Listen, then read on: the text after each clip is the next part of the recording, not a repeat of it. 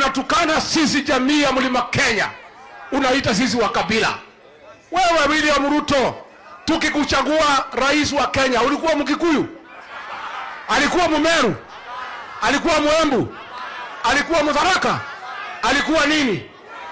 Alikuwa nini? Si ni Mkalenjin? Si tulimchagua? Mbona unaita sisi wa kabila? Nikwambia William Ruto, sisi hatuna ukabila.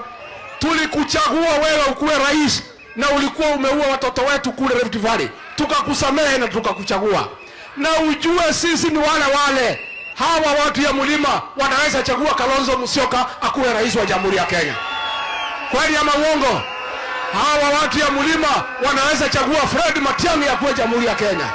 Hawa watu ya mlima wanaweza chagua Eugene Wamalwa akuwe rais wa Jamhuri ya Kenya. Kwa hivyo wewe usifikirie ati vile tulikuchagua sisi ni mabibi zako, ati lazima kura yetu tuambie tutapeleka wapi.